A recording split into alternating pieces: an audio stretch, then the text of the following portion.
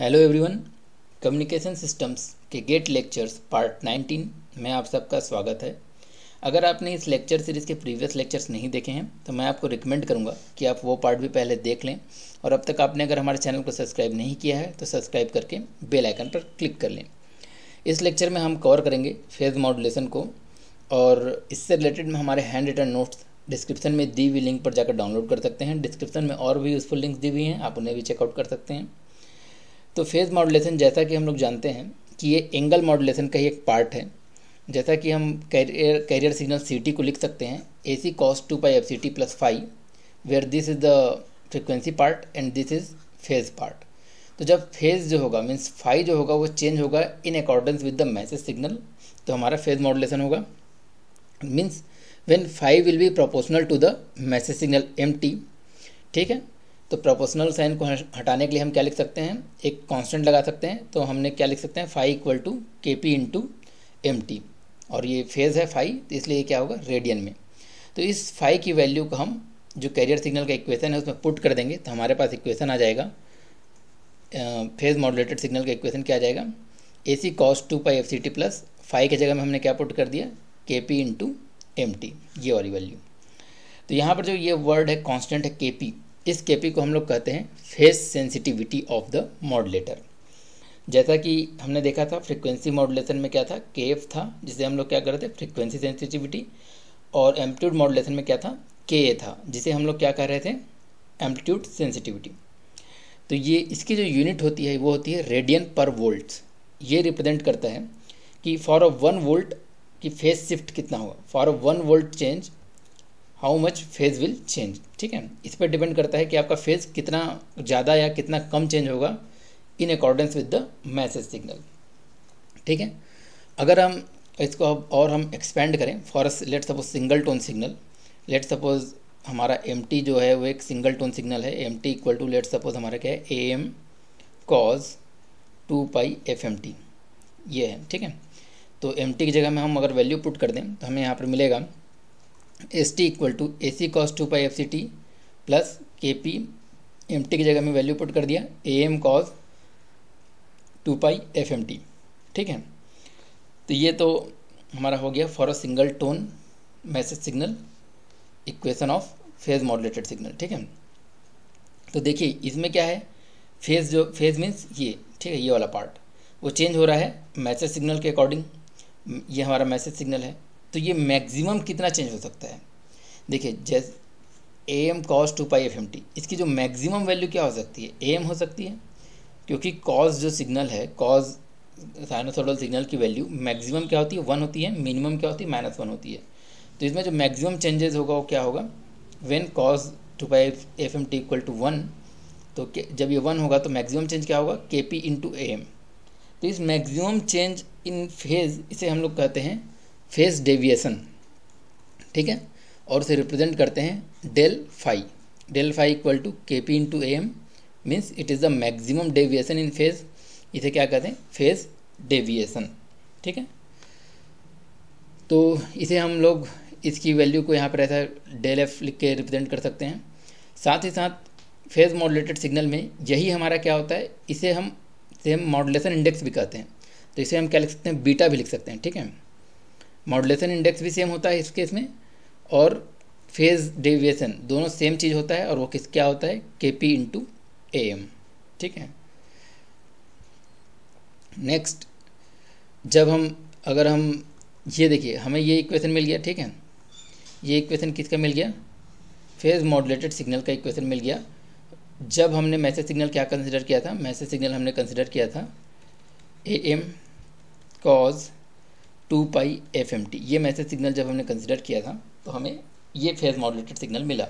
ठीक है, बट अगर हम ये मैसेज सिग्नल कंसिडर करें तो सेम, अगर हम फ्रीक्वेंसी मॉड्यूलेटेड सिग्नल निकालें तो फ्रीक्वेंसी मॉड्यूलेटेड सिग्नल का जो इक्वेशन होता है वो ये होता है 2π FCT plus 2π KF integration of MT dt, यहाँ पे dt भी होगा।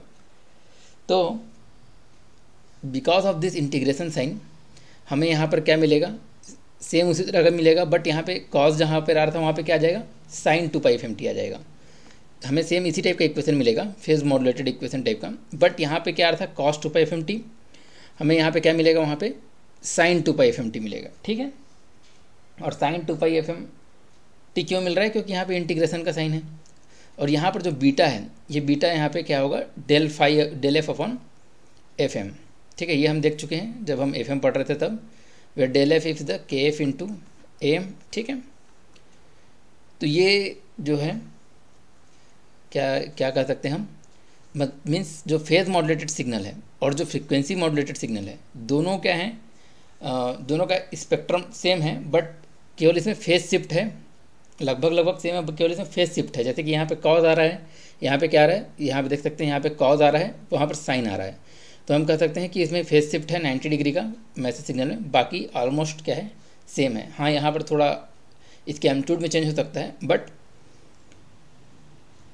ओवरऑल जो शेप होगा वो सेम होगा। Since the magnitude spectrum of FM and AM are the same, expect there is a phase shift of 90 degree at the message frequency, hence the bandwidth and the power of PM will be same as FM, ठीक है। दोनों के equation को हमने देखा, उसमें क्या है, 90 डिग्री का फेज शिफ्ट है मैसेज सिग्नल में, बाकी ऑलमोस्ट सेम है, इसलिए इसका जो बैंडविड्थ होता है फेज मॉड्यूलेटेड सिग्नल का, और जो पावर होता है वो किसके बराबर होता है, सेम एज FM सिग्नल के बराबर। तो जैसा कि हमने FM सिग्नल में देखा था कि FM सिग्नल का बैंडविड्थ क्या होता है, हमने प्रीवियस लेक्चर में देखा था। FM सिग्नल का जो बैंडविड्थ होता है वो हम लोग निकालते हैं बाय यूजिंग द कार्सन्स रूल, और वो क्या होता है, 2β+1 इंटू FM, ठीक है, 2β+1 into FM। This is the bandwidth of FM as well as bandwidth of PM। Similarly जो पावर कैलकुलेशन है वो भी सेम होगा, वो क्या होता है, PT = AC²/2, और ये क्या होता है, यही होता है कैरियर का पावर, ठीक है। जैसा कि हम लोग जानते हैं फेज मॉड्यूलेटेड सिग्नल में भी केवल जो सिग्नल होता है कैरियर का, उसका फेज चेंज होता है, उसका एम्पलीट्यूड क्या होता है, सेम रहता है। तो एम्पलीट्यूड सेम है कैरियर का, तो उसका पावर भी क्या होगा, same as the carrier power, ठीक है। तो जो total power of phase modulated signal होगा वो क्या होगा, AC²/2, और यही होता है हमारा total power of frequency modulated signal, means total power of phase modulated is equal to total power of frequency modulated equal to carrier power equal to AC²/2R, okay.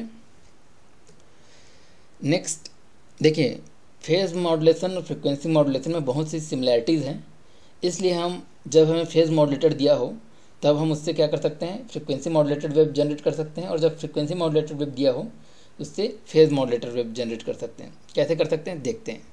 जैसा कि जानते हैं, this is the equation of phase modulated signal and this is the equation of frequency modulated signal, ठीक है। तो इसमें basic difference क्या है, यहाँ पर मैसेज सिग्नल डायरेक्टली आ गया, यहाँ पर एक मैसेज सिग्नल क्या हो रहा है, इंटीग्रेट हो रहा है। तो जब आप दोनों ही क्या है, एंगल मॉड्यूलेशन है, ठीक है।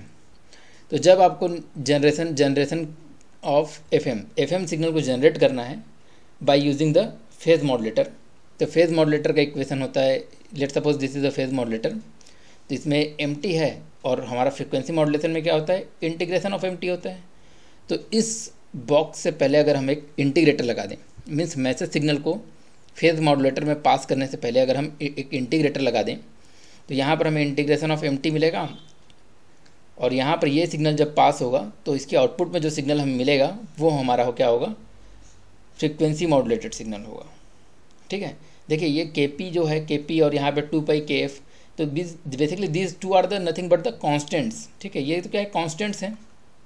बेसिकली मैसेज सिग्नल में क्या चेंज हो रहा है, बस मैसेज सिग्नल इंटीग्रेट हो रहा है। ये तो कॉन्स्टेंट्स हैं जो वेरी कर सकते हैं, कांस्टेंट मतलब ये कांस्टेंट है जो हम कुछ भी एज्यूम कर सकते हैं, जैसे कि ठीक है, जितना ज़्यादा कांस्टेंट ज़्यादा होगा उतना ही ज़्यादा चेंज होगा, और जितना ज़्यादा कांस्टेंट कम होगा उतना ही कम चेंज होगा, बट चेंज तो होगा, ठीक है। तो फेज मॉड्यूलेटर है, इसमें फेज चेंज हो रहा था, बट उसके पहले अगर हम सिग्नल को इंटीग्रेट कर दें तो यहाँ पे क्या होगा, फ्रीक्वेंसी चेंज होगा मैसेज सिग्नल के according. That is the basic thing that I want to tell you, okay. Next है, अगर आपके पास फ्रीक्वेंसी मॉड्यूलेटर दिया हुआ है और आपको अगर क्या करना है, फेज मॉड्यूलेटेड सिग्नल को जनरेट करना है, तो जैसा कि हम जानते हैं फ्रीक्वेंसी मॉड्यूलेशन में यहाँ पे क्या होता है, इंटीग्रेशन ऑफ MT होता है, और फेज मॉड्यूलेशन में केवल MT होता है। तो मैसेज सिग्नल को फेज मॉड्यूलेटर में अप्लाई करने से पहले अगर हम एक डिफ्रेंशिएटर से पास कर दें, तो हमें यहाँ पे क्या मिल जाएगा, dMT/dt मिल जाएगा। और जब ये फ्रीक्वेंसी मॉड्यूलेटर से पास होगा तो ये इस सिग्नल का इंटीग्रेशन हो जाएगा, इस सिग्नल का इंटीग्रेशन, तो ये इंटीग्रेशन और डिफ्रेंशिएशन कैंसिल हो जाएगा, तो हमें केवल यहाँ पे क्या मिलेगा, एम्प्टी मिलेगा। तो ये क्या कहलाएगा, हमारा फेज़ मॉड्यूलेटेड सिग्नल कहलाएगा। ठीक है, तो इस तरह से हम फ्रिक्वेंसी मॉड्यूलेटर से फेज़ मॉड्यूलेटेड सिग्नल जनरेट कर सकते हैं और फेज़ मॉड्यूलेटर से फ्रिक्वेंसी मॉड्यूलेटेड सिग्नल जनरेट कर सकते हैं। तो आई होप गाइस आपको ये लेक्चर अच्छा लगा हो। अगर अच्छा लगा हो तो लाइक करना बिल्कुल मत भूलिए और हमारे फेसबुक पेज को भी लाइक और फॉलो ज़रूर कर लीजिए। और आपकी कोई सजेशन क्वेरी है तो आप हमें कमेंट बॉक्स में लिखकर ज़रूर बताइए। Thank you guys, thank you so much.